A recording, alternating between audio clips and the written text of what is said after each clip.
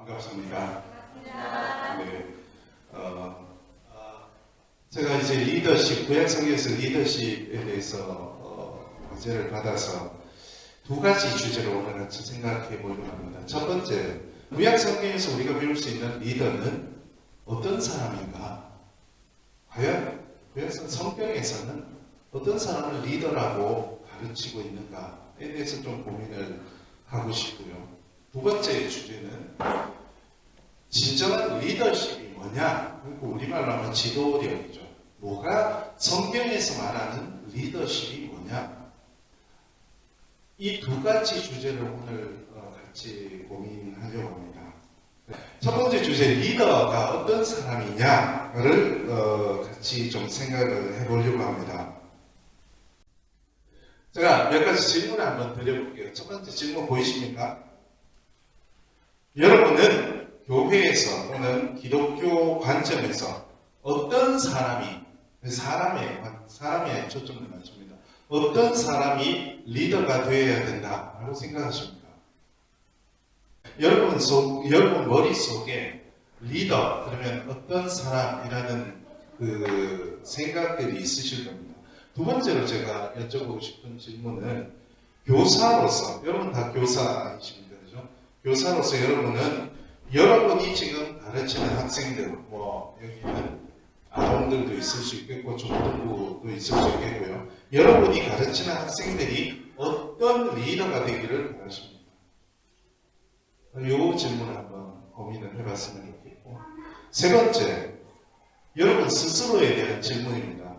여러분은 교사로서 스스로를 학생들에게 어떤 리더다. 나는 여러분이 여러분이 맡은 반에 학생이 한 명이든 두 명이든 여러분은 리더이십니다. 그 반에서, 그죠? 여러분은 어떤 리더라고 생각하십니까? 또 여러분이 그 학생들에게 어떤 리더이기를 바라고 계십니까? 자, 이런 질문들을 가지고 마지막 질문을 해봅니다. 구약성경이고요. 구약성경 말씀에서는 과연 우리들이 위에서 질문했던 것들, 어떤 리더의 모습을 우리에게 보여주고 생각합니다. 여러분 구약성경에서 이번에 한번 대답을 해보시면 좋겠어요. 구약성경에서 리더 하면 떠오르시는 분들이 누가 있을까요? 네? 모세죠. 또 여호수아, 또 에스라 굉장히 중요한 분이죠. 또 오늘 리더 두 명을 한번 만나보려고 하는데 그림을 보면서 그래서 조금 같이 생각을 하면 좋겠습니다. 첫 번째 인물 모세죠. 누구 작품이죠? 미켈란젤로의 작품이죠. 그래서 첫 번째 만나볼 인물은 뭐니 해도 구약성에서 아까도 여러분께 질문 드렸을 때 지도자 했을 때 가장 먼저 떠오르는 인물은 모세입니다. 모세를 한번 만나보려고 합니다. 오경은 창세기 출애굽기 20년기가 오경이잖아요. 오경에서 가장 오경뿐 아니라 이스라엘 백성들에게서 가장 결정적인 사건이 뭐냐를 한번 생각해 볼 필요가 있습니다. 여러분이 태어났던 장면 생각나십니까? 생각나세요? 그렇게 생각날 수가 없죠. 이스라엘 백성들에게도 가장 이스라엘 백성이 된 가장 중요한 사건이 뭐냐? 그걸 이제 버나드 앤더슨이라는 구약학자가 여기 있는 것처럼 크루셜 이벤트라는 말을 했습니다. 결정적인 사건. 그 사건이 뭘까요? 이스라엘 백성들이 이스라엘 백성으로서 한 공동체로서 정체성을 가지게 된 이구 역사에서도 정체성을 가지게 된 가장 중요한 사건은 뭐였을까요? 출애굽이었습니다. 그래서 출애굽의 지도자는 모세죠. 당연히 이 관점에서 창세기, 출애굽기, 레위기, 민수기, 신명기를 읽어보면요. 일단 창세기 빼고 출애굽기가 뭘로 시작합니까? 모세가 태어나는 이야기로 시작하죠. 신명기가 뭐로 끝납니까? 모세가 죽는 걸로 끝납니다. 여러분 이거 생각해 보신 적 별로 없을 거예요. 그러고 보면 출애굽기부터 신명기는 모세의 생애가 표기되는 겁니다. 그죠? 그러고 보면 그런 것 같아요. 그죠? 그만큼 출애굽이 중요하고 그만큼 출애굽에서 모세가 중요하다는 이야기입니다. 그럼 창세기 뭡니까? 창세기 여러분이 중학교 정도 되면 이제 남자, 여자 이런 데 관심이 아주 지대해지고 이래서 중학교 중등부쯤 되면 질문하는 게 있습니다. 도대체 가인의 아내는 어디서 튀어나오는 거냐? 그렇잖아요. 하나님은 창조하신 적이 없죠. 창세기 1장 들고 보면 창조하신 적이 없는데 이미 세상이 있어. 그죠? 갑자기 사람들이 막 나왔는데 도대체 이 사람들은 누가 만든 거냐? 성경은 처음부터 읽어보면 절대로 하나님이 만드셨다는 이야기는 없는데 그게 잘 해결이 안 됩니다. 혹시 여러분 해결하고 사시나요? 그냥 가슴에 묻어두고 사시나요? 묻어두셨죠? 그죠? 뭐 해결 안 됩니다. 저보고 해결하라 그래도 해결 안 됩니다. 그런데 이 관점에서 보면 해결이 됩니다. 창세기는 거슬러 올라가는 책입니다. 출애굽이요, 이스라엘 백성이 된 가장 중요한 사건이라면 이스라엘 백성의 기원은 어디로 올라가는가를 거슬러 올라가 봅니다. 모세가 태어나서 이스라엘 백성들이 이제 한 민족으로 하나님과 언약을 맺었는데 이 이스라엘 백성들을 근원으로 거슬러 올라가니까 뭡니까? 족장들이 있죠. 그 위로는 족장들이요. 50장부터 창세기 50장부터 거슬러 올라가면 사람들 수가 족수가 점점 줄어듭니다. 아브라함까지 거슬러 올라갔어요. 거슬러 올라가고 봤더니 그 다음부터는 인류의 시작의 이야기입니다. 그걸 우리가 원역사라고 이야기하죠. 그래서 이스라엘 백성들이 우리가 가지고 있는 역사를 거슬러 올라가기 때문에 몇 가지를 다 이야기할 필요가 없어요. 그죠? 그러니까 여기서부터 거슬러 올라가다 보면 가인의 아내도 이쪽에서 보면 당연히 자연스러워지는 거죠. 근데 여기서 보면 이게 이야기가 안 되는 거죠. 그래서 하나님이 천지를 창조하실 때 옆에서 누군가가 서가지고 하나님 빛을 만드셨네, 하나님이 빛을 이런 건 아니잖아요.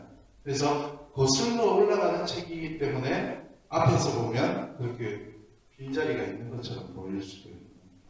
제가 드리고 싶은 말씀은 구약 성경에서 특히 오경에서 정말 모세는 중요한 인물이고 중요한 지도자입니다. 실제로 성경에서 모세는 굉장히 중요한 인물인데 이 그림이 15세기에 시뇨렐리가 그린 식스티나 성당에 그린 그림인데요. 아마 자세히는 잘 안 보이시죠? 여기에 모세의 일대기가, 모세 말년의 일대기가 다 있습니다. 성경의 이야기를 그림으로 그린다는 것은 생각보다 쉽지 않습니다. 왜 그러냐면 이야기는 시간의 흐름과 공간의 이동이 있죠.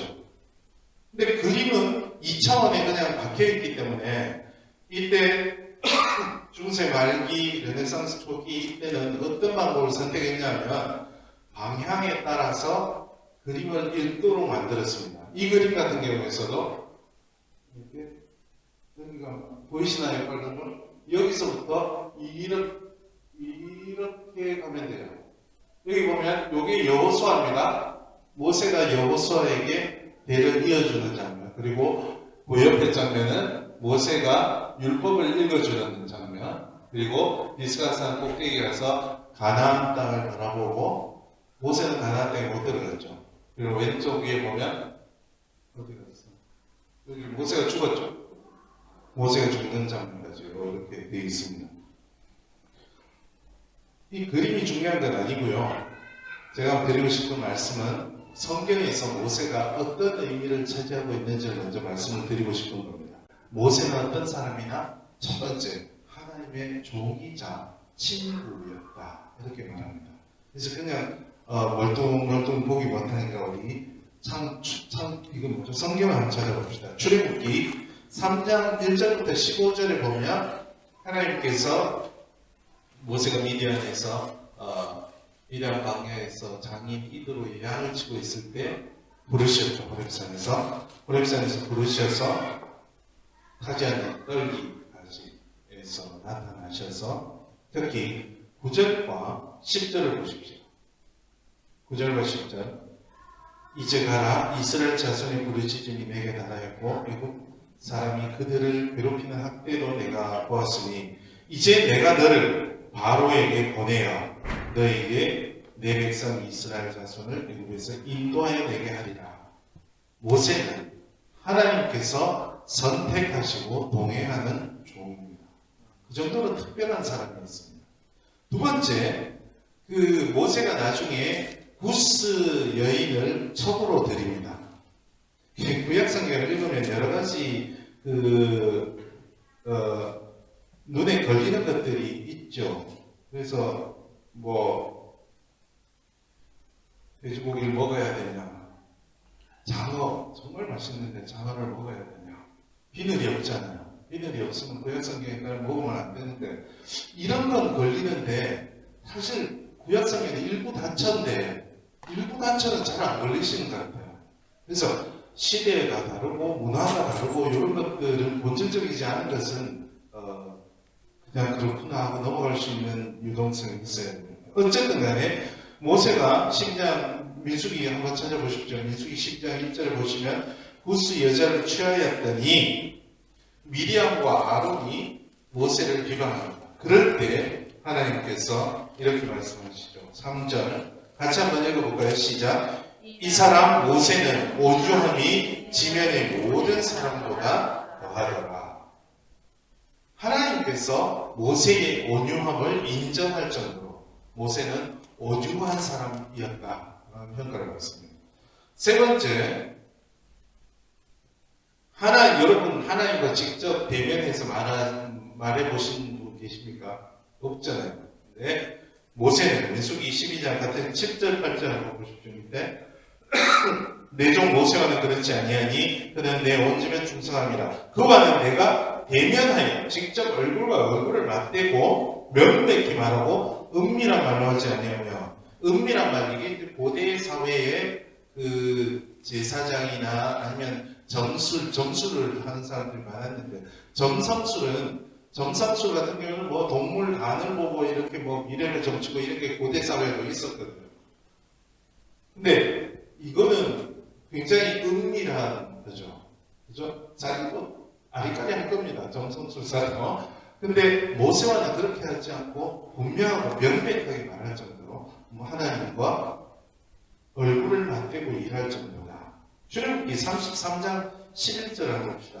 심지어 하나님께서는 이렇게 말씀하십니다.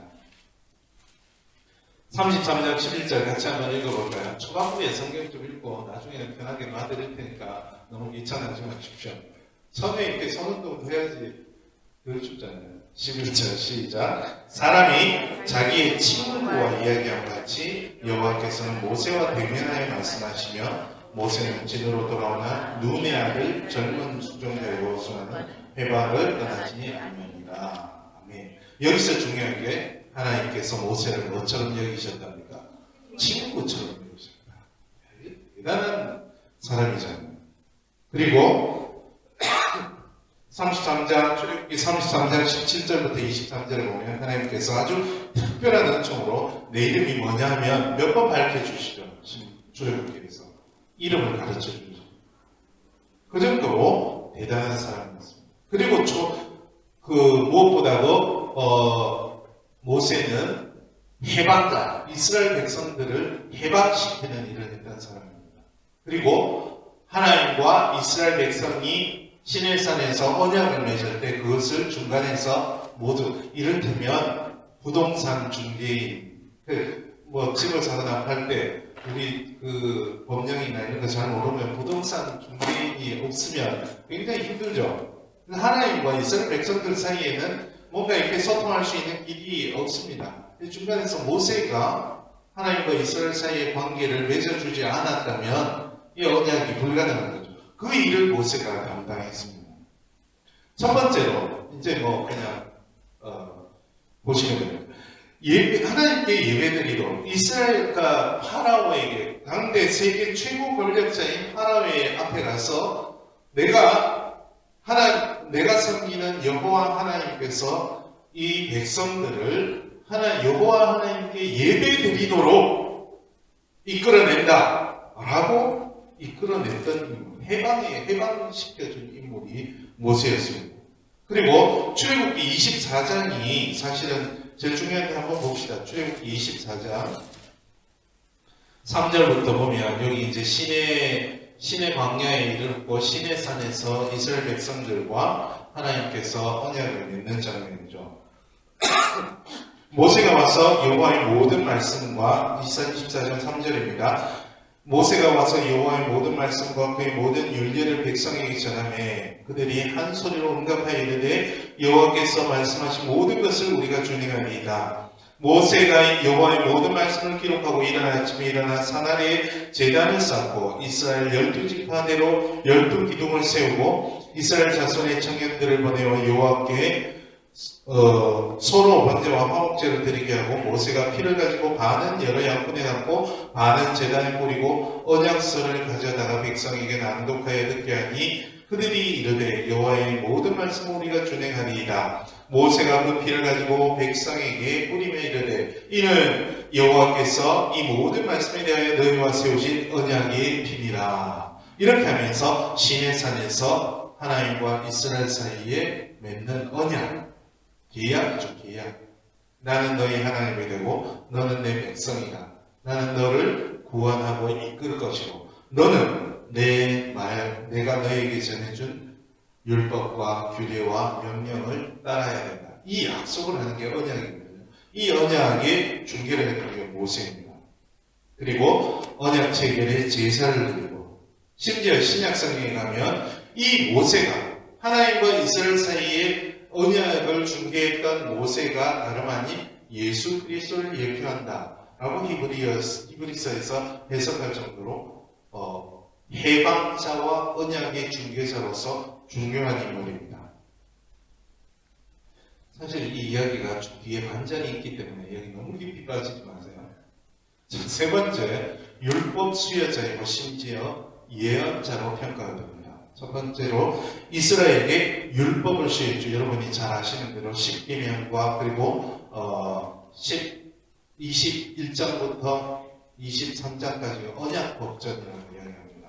언약의 법과 여러 가지 법들을 수여한 인물이 모세입니다. 그리고 특히 중보 기도의 본을 보여줍니다. 아말렉과의 전투에서 출애굽기 17장 같은 경우에는 아말렉과 이스라엘 백성들이 전투할 때 아론과 훌이 모세의 팔을 잡고 기도를 했죠. 손이 올라가면 이기고 손이 내려오면 즉 그 얘기 잘 아시죠. 기도, 하나님을 위해서 중보 기도했던 중요한 역할을 했죠. 그리고 32장을 보면 여러분 잘 아시는 내용입니다. 모세가 시내산에 오래 있을 때 이스라엘 백성들이 뭘 합니까? 아론과 함께 우상을 만들죠. 송아지 우상을 만들죠. 그랬을 때 하나님께서 베르다, 내가 다른 백성들하고 해서 너하고만 일하겠다. 내가 이 백성 버리겠다라고 했을 때 내가 하나님께서 하나님 생명책에서 지워지더라도 하나님이 이 백성을 구원해 주십시오라고 아주 절절하게 중보기도를 해서 하나님의 용서를 끌어내는 중요한 역할을 하죠. 대단한 인물입니다. 배울 점이 굉장히 많죠. 그리고 예언자의 도리를 장차 나보다 큰 예언자가 올 것이다. 그리고 신약시대에 가서 예수 그리스도를 예표하는 그런 해석을 할 정도로 대단한 인물입니다. 그래서 모세는 이스라엘 백성들에게 이스라엘 역사에서 하나님의 종이자 하나님의 친구이자 해방자이며 언약의 중개자였고 또 율법을 하나님께 언약을 맺은 이스라엘 백성들이 지켜야 하는 율법을 수여해주고 예언, 중보기도 해주고 예언했던 그런 중요한 결정적인 지도자, 리더라고 볼 수 있습니다. 이제 모 TV에서 그런데 말입니다. 이 벌써 색깔이 심상치 않죠. 이런 모세가 이제 몇 가지 그림을 보면서 이런 모세가 정말 이렇게 대단한 지도자였던 모세가 어땠는지를 보고 있습니다. 제가 되게 좋아하는 그림인데 독일의 화가 슈노어라는 화가가 그린 그림입니다. 뭐 하는 장면인 것 같으십니까? 크게 저기 4명이 나옵니다. 4명 다 찾으셨어요? 여러분 보시기 제일 오른쪽에 있는 인물은 뭐 하고 있습니까? 손을 가슴에서 있는데 손에 뭐가 들려있는 것 같아요? 칼. 어딜 보고 있습니까? 뒤를 보고 있죠. 어떤 느낌이 드세요? 저 사람의 표정에서. 누굴 죽이는데 죽이려면 죽일 사람을 봐야 되는데 뒤를 보고 있죠. 뒤를 왜 볼까요? 눈치를 보는 거죠. 그 앞에 두 사람은 한 사람이 다른 사람을 때리고 있죠. 그 두 사람 사이에 누군가가 엿보고 있죠. 자, 이게 뭘 그린 것 같습니까, 여러분? 모세 일생 중에 한 장면인데 여러분 잘 아는 장면일 텐데 뭐죠? 네, 출애굽기 2장 여러분 찾아서 2장 11절부터 15절까지의 말씀을 한번 보십시오. 자, 모세가 파라오의 왕궁에서 파라오의 이제 딸에게 입양돼서 자라죠. 그리고 세월이 흘러서 모세가 장성한 후에 한 번은 자기 형제들, 그러니까 이제 자기 출신이 이스라엘 히브리 민족이라는 것을 아니까 자기 형제들에게 나가서 그들이 고되게 노동하는 것을 보더니 어떤 애국 사람이 한 히브리 사람 곧 자기 형제를 치는 것을 본지라 좌우를 살펴 사람이 없음을 보고 이제 이렇게 그린 거예요. 이 사람이 그 애국 사람을 쳐죽이라 그랬는데 여기는 칼을 죽인 걸로 그렸죠. 어쨌든 모래 속에 감춘이라. 이튿날 다시 나가니 두 히브리 사람이 서로 싸우는지라 그 잘못한 사람에게 이르되 내가 어찌하여 동포를 치느냐며 그가 이르되 누가 너를 우리를 다스리는 자와 재판관으로 삼았느냐? 네가 애국 사람을 죽인 것처럼 나도 죽이려 하느냐? 모세가 두려워하여 이르되 이 일이 탈로 되었도다. 바로가 이 일을 듣고 모세를 죽이고자 하여 쳤는지라 모세가 바로의 낯을 피하여 미디안 땅에 머물며 바로가 우물 곁에 앉았더라. 이 장면을 그린 건데 자기는 죽은 줄 알았는데 들통이 났잖아요. 그걸 이제 그린 것이 저 사이에 누가 엿보고 있는 거고, 그리고 여기 한 구절 있죠.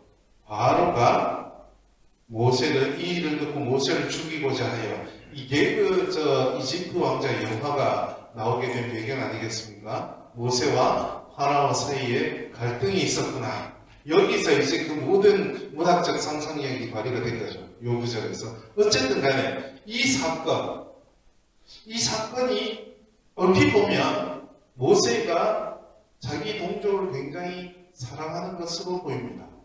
한번 더 생각해보면, 그 결과를 생각해보면 이 사건 때문에 동족들과 멀어지고 이집트에서 쫓겨나고 오랫동안 도망자 신세가 됐어요. 뭐가 문제일까? 저는 개인적으로 이렇게 해석을 합니다. 미숙한 의뿐이다.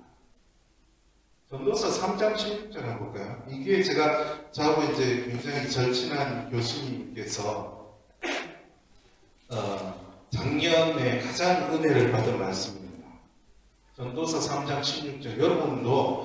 여러분은 다 이런 분들이기 때문에 마음속 깊이 새기실 필요가 있습니다. 같이 한번 읽어볼까요? 또 내가 해 아래에서 보건대 재판하는 곳 거기에도 악이 있고 정의를 행하는 곳 거기에도 악이 있도다. 여러분, 정의를 행하는 곳에 악이 있을 수 있습니다. 여러분 중에, 그리고 교회에서 같이 하시죠. 성곽교회는 모든 교회 식구들과 같이 하시죠. 저 이제 영도에 땅끝교회를 다니는데, 또 우리 교회도 이야기하면 돼요. 어떤 교회는 서로 싸우는 교회가 있잖아요. 그죠? 사람들이 싸우는데 나는 악역이다라고 생각하고 싸우는 사람 아무도 없습니다. 다들 하나님의 뜻에 따라 싸웁니다. 그때 하나님은 누구 편을 드실까요? 호세아서에 보면, 호세아서 5장 맨 마지막 절에 보면 이스라엘 백성들이 서로 남북이 싸우잖아요. 하나님은 나는 내 곳으로 간다. 싸우는 자리에는 하나님이 안 계십니다. 아무리 하나님을 부르면서 싸워도 거기에는 하나님이 안 계십니다. 그런 뜻에서 모세의 이 의구는 미숙한 의구입니다. 정의라고 생각하지만 미숙한 거죠. 한마디로. 하나밖에 모르는 거죠. 좀 더 성숙하지 못한 모습, 판단의 모습을 봅니다. 이것 때문에 40년 동안 광야 생활을 통해서 하나님의 음성을 듣는 법. 이렇게 이집트 사람을 죽일 때 하나님의 음성을 듣고 죽인 게 아니거든요. 자기가 생각하기에 이게 정의라고 생각해서 했던 거죠. 40년 동안 광야에서 하나님의 음성을 듣는 법과 미숙한 의군을 다스리는 법을 배워야 했습니다. 두 번째 장면. 이건 여러분 잘 아시는 장면이죠. 이 불타지 않았던 탑. 제가 조금 예술적으로 그냥 그림만 이렇게 내놓으면 너무 심심해서 이렇게 동그랗게 자르고 한쪽으로 밀고 이래가지고 중요한 게 없어졌네요. 떨기나무가 없어졌네요. 신발을 벗고 있잖아요. 출애굽기 3장 장면입니다. 이게 저는 이 그림을 페티라는 화가가 그렸는데 화가 이름은 잘렸어요. 페티라는 화가가 그렸는데 17세기 화가가 그렸는데 제가 이 그림을 좋아하는 이유는 모세를 굉장히 멍청하게 그려놨어요. 아무 생각이 없는 무지랭이처럼 그려놔서 저는 굉장히 좋아합니다. 어쨌든 이 4장 10절부터 17절을 보시면 여러분 다 잘 아시죠? 하나님께서 그렇게 위대한 지도자 모세가 하나님께서 모세를 불렀을 때 어떻게 했습니까? 나 장애인입니다. 이렇게 이야기죠. 그죠? 그러니까 이걸로 학자들이 논쟁을 많이 합니다. 말을 혀가 뻣뻣하다 그랬잖아요. 이게 실제로 모세가 언어 장애가 있었느냐 아니면 이게 비유적인 표현이냐 이게 본문 가지고는 잘 모릅니다. 근데 어쨌든 간에 어떻게 해서든 모세는 이걸 안 하려고 노력을 하죠. 그죠? 하나님의 자기가 생각했을 때 자기 지금 지명수배돼 있잖아요. 살인범으로. 그런 사람이 거기를 가면 안 될 것 같은 거예요. 여기에서도 하나님의 능력보다는 지금 앞에서 떨기나무에 불이 붙었는데 떨기나무가 안 탄단 말이죠. 그리고 뭐 별의별 지팡이가 뱀이 됐다가 다시 지팡이가 됐다가 별의별 걸 다 보여줘도 안 되는 건 안 되는 거다. 여러분 많이 들어보셨죠? 네? 설교 아무리 은혜 받아도 그래 좋아요. 은혜롭죠. 그래도 안 되는 건 안 되는 겁니다. 이렇게 이야기하는 거죠. 하나님의 능력보다는 자기 판단에 의지해서 하나님의 부르심을 거부하고 있습니다. 결정적인 사건이 이 사건입니다. 틴토레토 건데, 그죠? 틴토레토. 여러분 매너리 좀 들어보셨죠? 과장해서 그립니다. 그 틴토레토가 그린 건데 이게 무슨 장면인 것 같으세요? 네? 그 물나오는 것 같습니다. 민수기 20장. 이 옛날 장면에는 제가 웃기려고 하는 이야기 중에 하나가 성경에 침해가 나올까요? 네? 왜 나온다고 그랬는데요? 모세가 반석을 침해. 저는 있는데 요즘은 이제 성경이 바뀌어가지고 안 웃기고 안 하려고 노력을 하는데 어쨌든 가데스에서 무리바에서 민수기 20장 2절부터 13절인데 12절을 봅시다.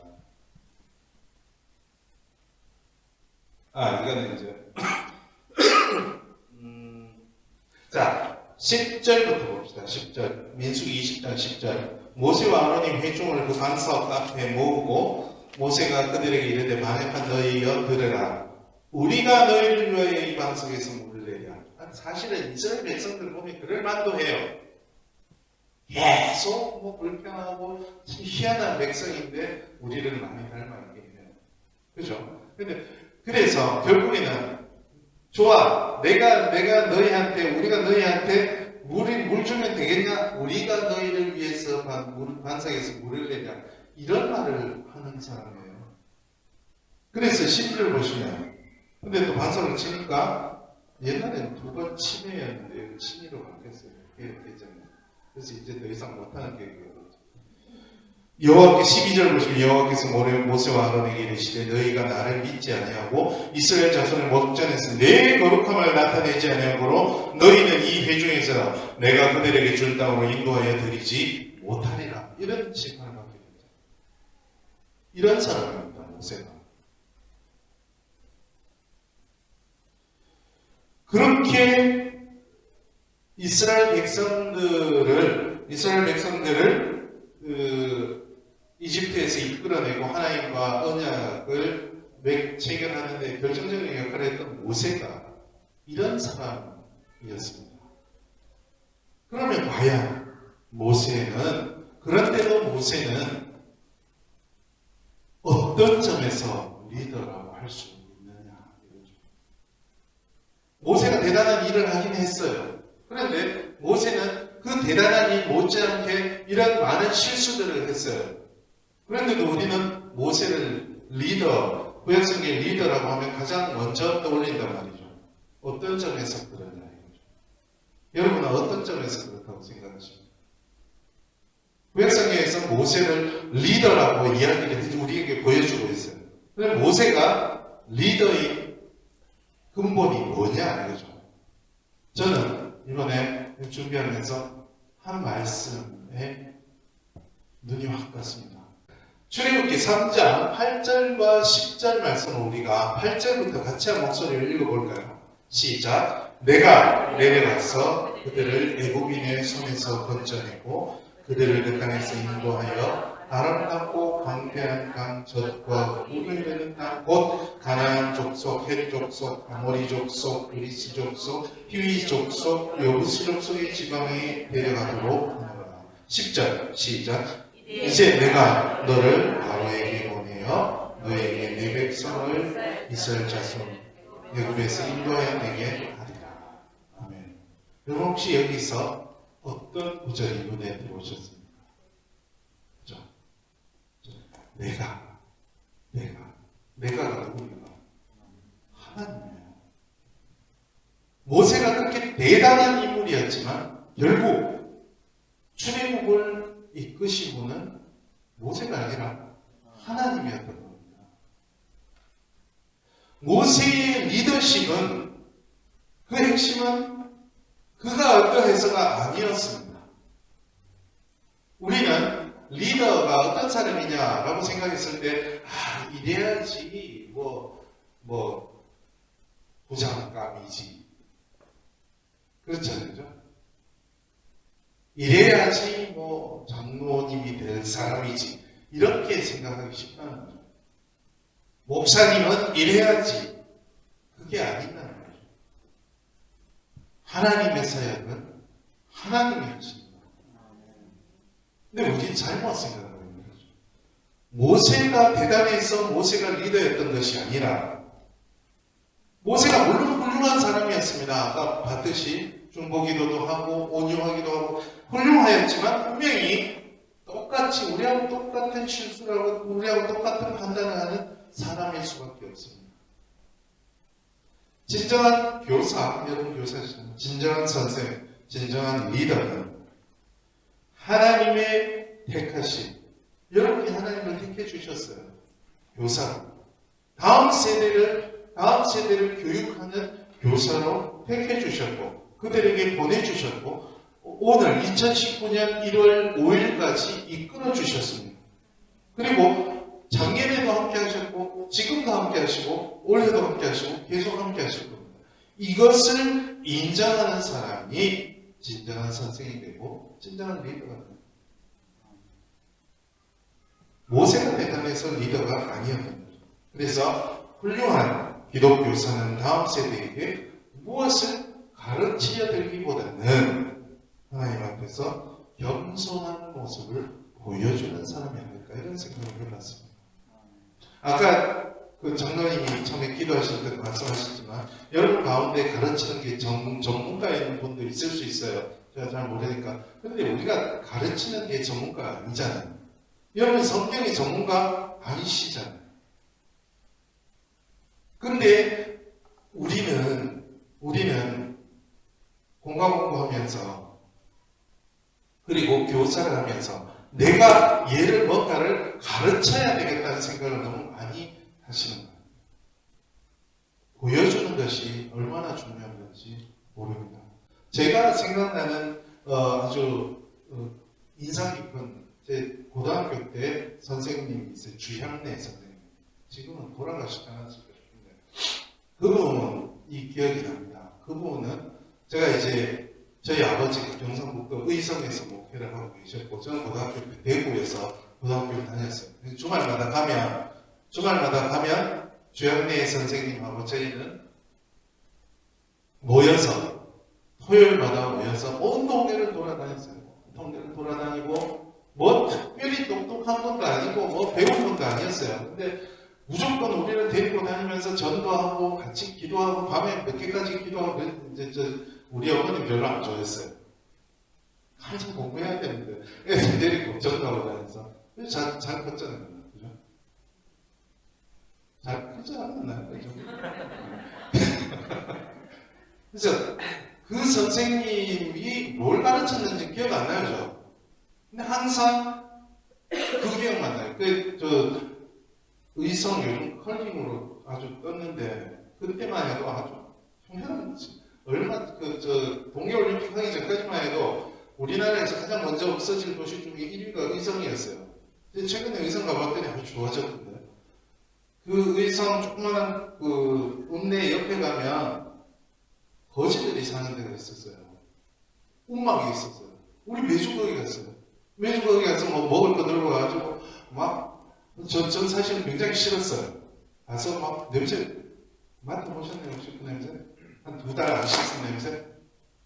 거기 들어가가지고 뭐 밥 해드리고 막 이러는데 정말 싫었는데 그분이 뭘 가르쳤는지 기억 안 나는데 그 모습과 기도하는 모습은 아주 그렇습니다. 그러니까 하나님의 일은 하나님이 하시기 때문에 하나님 앞에서 겸손한 온전한 모습을 보여주는 게 교사가 아닌가. 그런 리더가 아닌가. 그런 모습을 보고 자란 학생들이 그런 리더가 되지 않을까 생각을 해봤어요. 두 번째, 요즘 나이가 되니까 시간 조절이 잘 안 되는데 어쨌든 저 무섭게 생긴 누군가 같으세요? 네? 아는 작품이세요? 아까 그분이 만든 거예요. 미켈란젤로 부모나로키. 다비드상은 잘 아시죠? 이렇게 써있는. 근데 얼굴을 이렇게 클로즈업 해본 적은 없으시죠? 생각보다 무섭게 그렸습니다. 눈빛이 살아있죠? 다윗을 한번. 다윗이 사실은 굉장히 중요한 인물 아닙니까? 리더라면 다윗만한 리더가 없죠. 다윗의 모습을 한번 봅시다. 여기 이제 기원후 3세기의 유대회당에 그림이 있는 회당이 여기밖에 없어요. 왜냐하면 유대교는 지금은 이제 이슬람이 그렇죠. 이슬람이 형상을 만들지 말라는 그 계명 때문에 그리는 걸 굉장히 금기시합니다. 근데 기원후 3세기 두라 에우로포스라는 회당이 있는데 여기는 희한하게 그림으로 탁 지어져 있어요. 이게 마지막입니다. 유대 회당에 그림이 있는 거로. 여기 이제 다윗의 생애 중에 한 장면인데 뭘 그린 것 같으세요? 이게 이제 비잔틴 미술이 이렇습니다. 다들 앞을 보고 있죠. 그렇죠? 저 기름병을 들고 있는 사람은 누굴까요? 사무엘이죠. 네, 그 장면입니다. 이건 이제 여러분 잘 아시는 내용입니다. 사무엘상 16장 10절부터 13절에 사울도 마찬가지죠. 그죠? 하나님의 모든 것을 맡기고 하나님의 말씀을 듣기보다는 자기 판단으로 뭘 취하고 죽여야 될 거 죽이고 이랬다가 하나님의 버림을 받았죠. 이게 사울이 이 정신적으로 굉장히 약한 사람이고 예민한 사람이에요. 민감한 사람이라 옆에 이제 엑스터시에 빠져서 예언하는 사람들 근처만 가도 입신하는 그런 사람이었는데 사울이. 그래서 유명한 속담이 있죠. 네? 그렇죠. 사울도 선지자들 중에 있느냐. 있어야 할 자리에 아니면 이상한 모습을 두고 이제 그런 이야기를 하는데, 어쨌든 사울이 버림을 받고 나서 하나님께서 다윗을 선택하셨죠. 하나님께 그 선택을 받았습니다. 그런 인물이에요. 그리고 이거는 여러분이 아주 잘 아시는 장면입니다. 뭔지 아시겠어요? 네? 이거는 일이 다 끝난 다음이죠. 그죠? 그 돌팔매로 골리앗을 죽인 다음에, 저는 이 화가 진짜 좋아합니다. 갑자기 이름이 생각이 안 나지? 혹시 아세요? 갑자기 좋아하는 화가인데 이름이 이렇게 생각이 안 날 수가 있구나. 카라바지오. 이분이 이제 키아로스코르라는 그 화법인데, 필요 없는 부분은 아주 깜깜하게, 강조할 부분은 아주 밝게, 이런 그림 기법을 창시한 거예요. 이 이후로는 이런 기법이 굉장히 많습니다. 저는 카라바지오에 대해서도 할 이야기 많은데, 이분도 하여튼 살인 혐의로 공화당이고 그러다가 자살한 건데, 어쨌든 블레셋 장수 골리앗을 죽였죠. 너는 칼과 단창으로 내게 오나 나는 네가 저주하는 마음분양하는 여호와의 이름으로 내가. 이 엄청난 믿음의 소리죠. 말도 안 되는 싸움 아닙니까? 그죠? 골리앗은 중무장을 하고 있는데, 목자 모습으로 그것도 어린 소년이 골리앗을 이겼죠. 이때부터 사울이 정신편집증, 그리고 정신분열, 편집, 이런 때 성경의 악령으로 표현이 되어 있죠. 지금 의학적으로는 편집증입니다. 심한 편집증입니다. 그래서 사울이 이때부터 다윗을 시기하면서 죽이려고 그러죠. 죽이려고 쫓아다닙니다. 그래서 사울은 정말 병적으로 다윗을 시기해서 군사를 이끌고, 그러니까 그 사무엘상 16장부터 31장까지 계속 내용이 사울이 쫓아다니고 다윗이 도망다니고 이 이야기예요. 사울은 쫓아다니고 다윗이 도망다니고 그 이야기인데, 재밌는 것이요, 똑같은 이야기가 두 번 나옵니다. 다윗이 사울을 살려준 이야기가 두 번 나옵니다. 24장과 26장에 두 번 나오는데, 마치 요즘 저 대학생들 많이 하는 카피 앤 페이스트, 복사해서 붙여넣기 한 것처럼 거의 똑같아요. 두 번 살려주는데, 24장에서는 사실은 다윗이 굉장히 비겁한데, 24장 한번 봅시다. 사무엘상 24장. 제가 만약에 내시를 넘기면 어떻게 됩니까? 큰일 나죠. 큰일 나기 지겹죠. 하여튼 최대한 빨리 해보겠습니다. 제가 요즘은 학교에서는 목사님 기억하시는지 모르겠지만 정확하게 시간을 지키는 걸로 유명하는데, 교회만 가면 이게 터져버려가지고 시간을 못 지켜요. 교회만 가면. 저희 교회에서도 저희 연구소가 있는데, 연구소에서 이런 이야기 안 하면 되는데, 어쨌든 연구소에서 교육 프로그램을 하는데 한 번도 제 시간에 맞춰본 적이 없어요. 학생들은 안 믿어요. 제가 가서 입술이 터진다고. 어쨌든 사무엘상 24장에 보면 3절을 봅시다.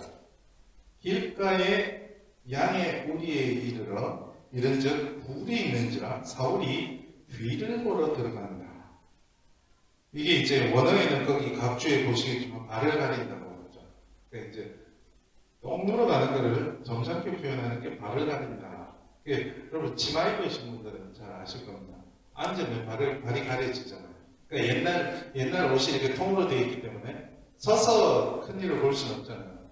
이제 이렇게 우리 용변 본다는, 하여튼 일보러 간다 그런 것처럼 이게 돌려서 말하는데, 비겁하게 그렇게 못 움직이잖아요. 그렇죠? 큰일 하고 있을 때 움직이기 쉽지 않죠. 그 뒤에 가서 살짝 4절을 보시면 다윗의 사람들이 보소서 여호와께서 당신에게 이르기를 내가 원수를 내 손에 넘기리니 내 생각이 좋은 일로 그에게 행하리라 하시다니 이것이 그날이니이다. 오늘이 그날입니다. 다윗이 일어나서 사울의 겉옷자를 가만히 베니라. 뒤로 가서 옷자를 살짝 뺀 거야. 그러고 나서 또 뒤에 가서 울고불고 난리를 칩니다. 죄송합니다. 또 사울도 막 울고불고 아들아 생쇼를 합니다. 그리고 헤어졌는데 또 다시 막 추격을 하죠. 26장에 가보세요. 26장에 또 다시 추격을 합니다. 추격을 똑같은 일이 벌어지는데 이번에는 12절을 보십시오. 다윗이 사울의 머리 곁에서 창과 물병을 가지고 떠나가되 아무도 보거나 눈치채지 못한다. 그러니까 사울이 다윗을 쫓으려고 가다가 이제 진영을 펼칠 거니까 진영을 펼치고 잠을 자는데 다윗이 몰래 침투해서 창과 물병을 가지고 갔어요. 안 죽이고. 그리고 똑같이 합니다. 아, 죄송합니다. 울고 사울도 울고 아들아 막 생쇼를 하죠. 근데요, 가만히 생각해 보면 이게 차라리 죽인 것보다 더 한갑니다. 옷은 신분을 나타내죠. 그죠? 사울이 입고 있었던 옷은 왕의 옷이었습니다. 왕의 옷을 잘랐어요. 그리고 왔어요. 이게 무슨 이야기입니까? 내가 왕이 될 상이냐? 이거랑 똑같은 거거든요. 자, 진영을 펼치면 가운데 자리에 가장 공격하기 어려운 가운데 자리에 왕이 있게 됩니다. 거기 가서 창을 꽂아놓는 건 여기에 왕이 있다는 상징입니다. 창을 뽑아왔어요. 같은 행동입니다. 이게 다윗이 의도했는지 안 했는지 성경에 나오지 않습니다. 그러나 정치적인 관점으로 봤을 때는 이건 분명히 왕을 위협하는 행동으로 해석이 될 수가 있습니다. 둘 다 결정적인 왕의 상징물을 빼앗아서 자기 의사를 표현한 것입니다. 왕의 자리는 내 것이다 라는 것을 표현한 것으로 해석될 예정입니다. 자, 그 다음에 또 왕이 되는 과정을 한번 보겠습니다. 왕이 될 때는 정적들이 많죠. 그죠? 사무엘상 맨 마지막에서 사울이 죽습니다. 사울이 죽죠. 그리고 나서도 다윗에게는 정적들이 많이 있습니다. 근데 사울이 죽었다는 소식을 듣고 아직 사울이 죽었다는 걸 몰랐을 때 아말렉 패잔병 하나가 사울은 자기 이제 끝까지 스스로 자살을 했죠. 근데 내가 죽여서 왕관과 팔찌를 빼왔습니다 했을 때 내심 기뻤을 수 있죠. 그죠? 저 사울만 없으면 왕이 되는데. 근데 다윗은 아말렉 청년을 죽이고 그리고 사울을 위해서 사울과 요나단을 위해서 조가를 지어줍니다. 그 다음에 또 정적이 또 있습니다.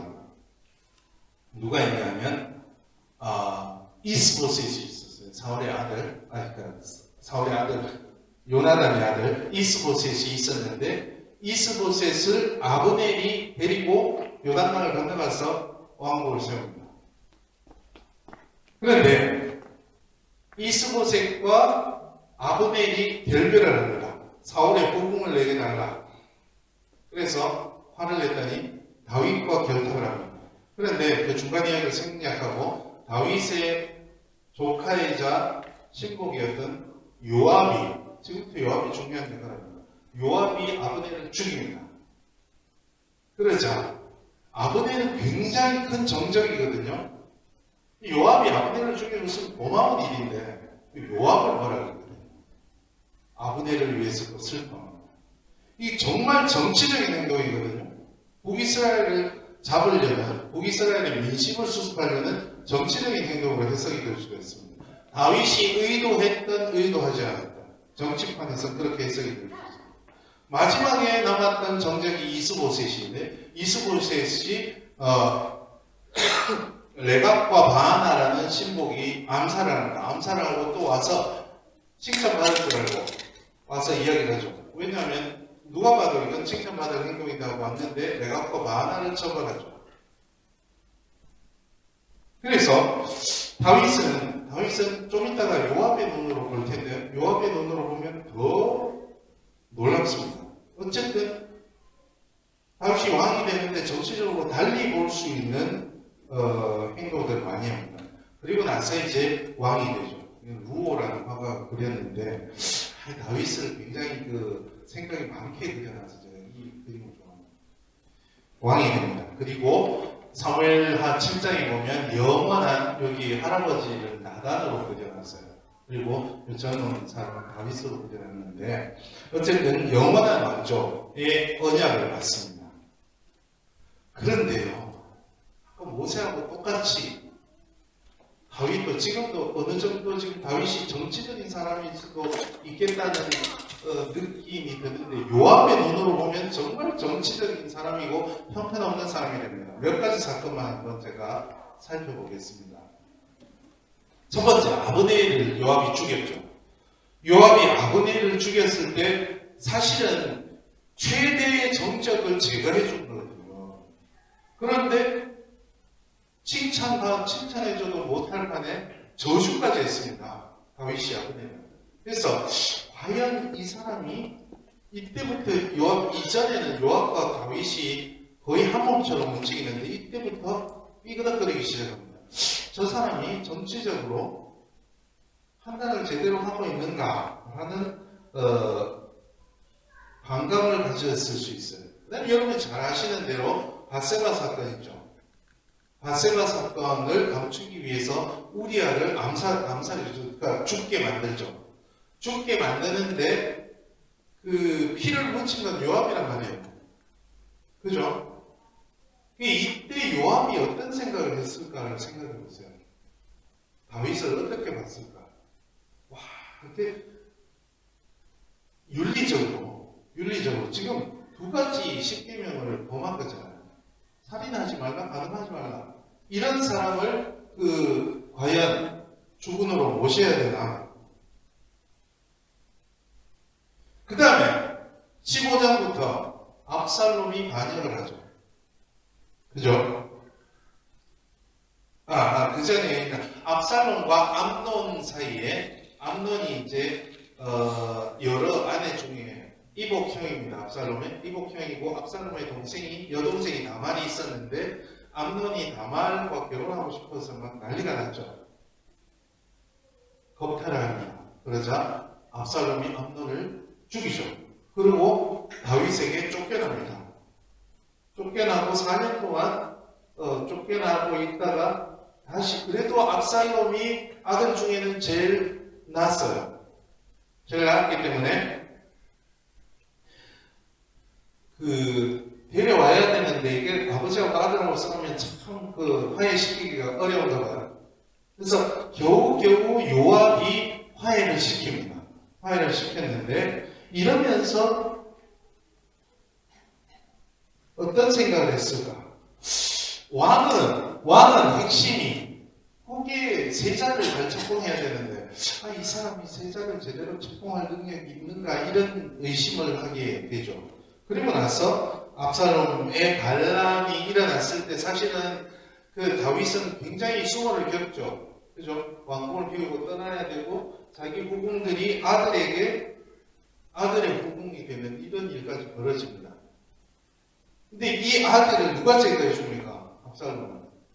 요압이 죽입니다. 그죠? 요압이 죽였는데 결국엔 정적을 제거해 줬는데 왔는데 뭡니까? 압살롬이 죽었다고 막 울고 난리가 난 거죠. 결정적으로 압살롬을 죽였다는 것부터 아마 요압은 이 왕위 쟁탈 전에 내가 본격적으로 뛰어들겠다라는 신호를 보냈다고 볼 수 있습니다.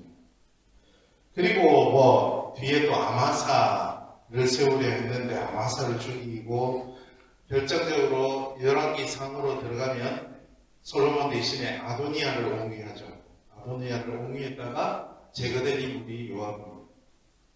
요압의 눈으로 보면 다윗은 하나님의 종, 이스라엘에 이끄는 지도자 이런 게 아니라 아주 삼류 정치인에 불과한 거죠. 그러면 아까 모세 때와 똑같이 다윗은 어떤 점에서 리더이냐? 사실 다윗이 정치인이었기 때문에 다윗이 했던 말과 행동은 본인이 의도했던 의도하지 않았던 정치적으로 해석될 수밖에 없었습니다. 아까 제가 말씀드린 대로 사울을 2번 살려준 행동, 은혜로운 행동인 것 같지만 사실은 옷을 잘라고 창을 뽑아왔다는 것은 정치적인 행동입니다. 더욱이 바세바 사건에서도 보듯이 다윗도 많은 실수와 판단 착오를 했기 때문에 완벽한 지도자일 수 없었습니다. 그럼에도 여러분이 사도행전 13장 22절에서 고백하는 것처럼 하나님은 볼까요? 우리 사도행전 13장 22절 한번 찾아보십시오. 제가 남들에게 참 보여주기 싫어하는 성경책 중에 하나입니다. 누가 봐도 구약학자의 성경이죠. 앞부분은 시큼한데 뒤에는 하얗거든요. 13장 22절 보시면 후반절을 보시면 내가 이새의 아들 다윗을 만나니 내 마음에 맞는 사람이라 내 뜻을 다 이루리라. 다윗은 하나님의 마음에 맞는 사람, 하나님의 뜻을 이룰 사람이었다고 평가를 받습니다. 그 비결이 뭘까? 사실은 제가 사무엘서를 읽어보면 다윗은 그냥 그런 정치인이에요. 그런데 시편에 많은 시편들이 다윗에게 돌려졌죠. 다윗의 시. 그리고 하나님의 마음에 맞는 사람이고 하나님의 뜻을 이룰 사람이라는 평가를 받는데 그 비결이 뭘까? 저는 다윗에 대한 첫인상이 그 비결이라고 봅니다. 여러분 다윗 하면 뭐가 제일 먼저 떠오르십니까? 여러분 눈을 읽고 제가 그냥 넘어갑니다. 쓸데없이 질문하지 말고 그냥 해라. 그죠? 화가들이 그림을 보면 압니다. 요거는 8세기의 성경 사파입니다. 성경 표지입니다. 성경 표지인데 다윗을 그려놨는데 뭘 하는 그림입니까? 네? 수금을 타면서 찬양하는 그림이죠. 그 다음에 그림은 이게 누구더라? 얀 드브레이. 잘 모르는 화가입니다. 어쨌든 얀 드브레이가 17세기의 그림, 아마 이 네덜란드 화가인 것 같아요. 얀이라는 이름을 듣는 거 보면 뭐 합니까 다윗? 찬양하고 있죠. 그 다음에 요거는 누구였더라? 잘 아시는 루벤스의 그림인데 루벤스도 다윗은 뭐 하는 걸로 그렸습니까? 찬양하면서 기도하는 것으로 그렸죠. 제가 제일 좋아하는 화가입니다. 샤갈, 마르크 샤갈. 샤갈도 다윗이 보이세요? 예? 예. 뭘 하는 걸로 그립니다. 기도하고 찬양하는 걸로. 이것이라고 생각합니다. 리더로서 다윗의 자질은 그의 삶의 근본을 이루는 신앙, 하나님을 향한 찬미의 순수한 마음이 있지 않았습니다. 사실은 다윗의 행동 모든 일거수일투족은 정치적으로 해석이 될 수 있습니다. 근데 그 정치적 해석들을 모두 신경 쓰고 살면 여러분 못 삽니다. 이 뒤에 있는 것 같은데 여기서 말씀을 드려도 될 것 같아요. 제가 아는 어떤 교수님이 장유의 아울렛이죠. 장유 롯 아울렛 거기 화장실에 갔더니 이런 말이 있더랍니다. 생각하는 대로 살지 않으면 사는 대로 생각하게 된다. 한참 생각하게 되죠. 이게 그겁니다. 내가 원래 가지고 있던 신앙의 본질에 따라서 살지 않으면 내가 살고 있는 대로 내 생각을 합리화하게 된다. 예상하지 않는 순수한 신앙의 모습. 여러분이 교사로서 그런 모습을 학생들에게 먼저 보여주시면 좋을 것 같아요. 세상에 찌들어 있는 모습, 그런 모습보다 순수한 모습을 학생들에게 보여주시고 10마디 말보다 그런 모습, 신앙의 모습이 10마디 말보다 다음 세대에 훨씬 더 큰 영향을 줄 수 있지 않을까. 제가 구약성경에서 모세와 다윗이라는 인물을 보면서 그 구약성경에서 리더라고 하면 남을 부럽지 않은 리더인데 이 사람들이 인간적인 눈으로 봤을 때는 다들 똑같아요. 우리하고 뭐 다른 거 없습니다. 그러나